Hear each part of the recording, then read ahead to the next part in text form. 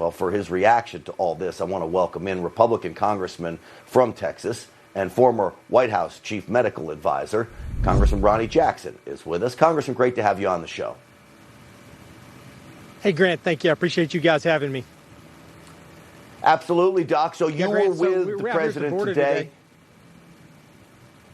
Yeah, we sure were. Go ahead. How important was today? this? We're out at the border. It was fantastic. I mean, it was very important. We're out here just at the border. You can see behind me part of the unfinished border wall here. We're right outside of McAllen, Texas. The president came down here. You hit the nail right on the head when you opened up. We need leadership down here. That's what we're not getting from the Biden administration. So Governor Abbott invited the president to come down here. President Trump came down here, and they're providing some of the leadership that we need to solve this crisis that was made by the Biden administration. And so we had a great meeting today. We sat down. We had a round table. We had sheriffs, law enforcement, DPS, landowners. We had just all kinds of interest from down here on the border, people that are just sick to death of what's going on down here. And they talked to the president about what the problems are down here. And you said also, the main thing is that they got rid of all the Trump policies that were working at the time. And it's just horrible down here right now. We just got an epidemic of human trafficking and drugs and all kinds of stuff coming across the border. Well, Congressman, I can't help but notice behind you is the wall. It's unfinished. I take it that is a Biden job that the wall is unfinished there. Absolutely. This wall they could have this wall done in 2 months. They could have all the pieces connected and everything done. And it would cost us less money, Grant, to finish this wall than it's going to cost us to abandon this project. But they will not do it, even though it's in the best interest of this country. And they will not do it predominantly because it's Trump's wall. And anything that has Trump's name on it or is associated with Trump, you know as well as I do that the Biden administration is going to immediately try to undo it and shut it down, regardless of what the consequences are to this country. And this border wall is a perfect example of that. Well, we know the consequences are great. I want you to listen to a soundbite. I know you were right there with the president when he was talking like this, so you heard it before. But for our viewers who haven't heard it, this is the president talking about the Democrats and their quest for open borders. I mean, the real question is, do they really want open borders? Or are they incompetent? There's only two things. You're either incompetent or for some reason you have a screw loose and you want to have open borders. There's a third option there, is that they want open borders. They're not just incompetent, but they're also devious in their motives for those open borders, Congressman.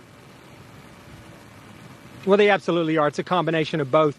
The White House is full of people with bad intentions and incompetent people. We can see that. And so what they're doing right now is they're trying to get as many people over here as possible. Their ultimate goal, in my mind, Grant, is to get as many people over here as they can, assuming that in the near future they're going to get all of them registered to vote and they're going to vote as Democrats. And you can look at what's happening in New York. In New York, they're pushing a process right now where they're going to try to give like $16,500 or something of that nature to every single illegal immigrant in the state of New York.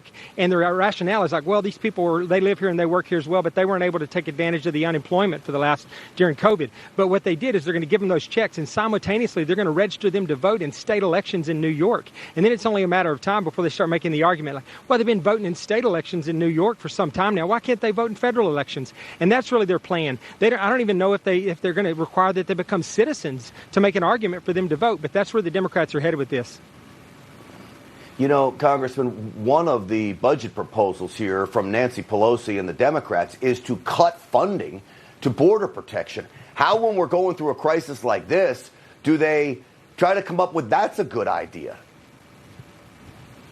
They have no good ideas, Grant. I'm telling you, their budget right now, they're going to give, something $80-something billion to the IRS and hire another 87,000 auditors so they can go after everybody's tax dollars and make sure they squeeze every dime out of you. Simultaneously, they're going to increase the budget of places like the EPA 22% so they can make life miserable for small businesses, farmers, ranchers, the people that run this country. And then they're going to turn around where we need the money in DHS with the Customs and Border Protection, and they are going to cut their budget. Their priorities are so screwed up. And President Trump mentioned today, he said, it's amazing because they are not a 50-50 party. 50% of the population of this country does not agree with their agenda. It may be like 5 or 10%, yet that 5 or 10% they're driving the entire agenda for the Democrats right now, and they're going to pay for it in 2022. We're going to get the House back, and there is going to be a wave. There's going to be an uprising with people pushing back against these crazy policies, and it's going to be reflected in the vote. Congressman, real quick, if you can, before I let you go, how important was it for President Trump to be there today? What was the feeling like? I imagine there had to be a morale boost for Border Patrol there. Tell me the scene there, if you can, just real quickly. Oh, man, fantastic. It's like everywhere else that President Trump goes, especially in the state of Texas. There were huge crowds out here. People were super excited to see him. It's really important because, you know, Kamala Harris went to the border, supposedly. She went up for a photo op in El Paso, 1,000 miles from where there's any problem, not down here in the Rio Grande Valley where the problem exists.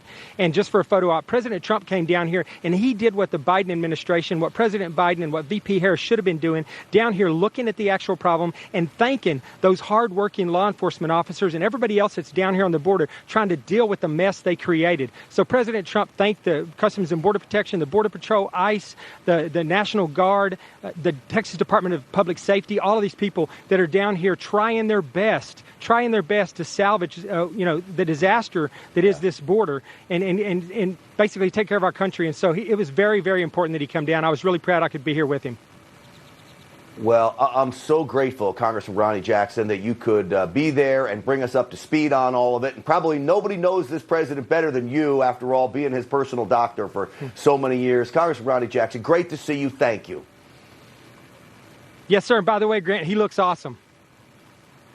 That's great to hear. And that coming from the doc, too, right? So you can take those words to the bank. Right. I love it. When I got to meet the president a few weeks ago, he was looking absolutely fabulous too. I think he's energized, and I think he's ready for 2022, and I think he's ready for 2024. All right, you can tell on your screen he looks great.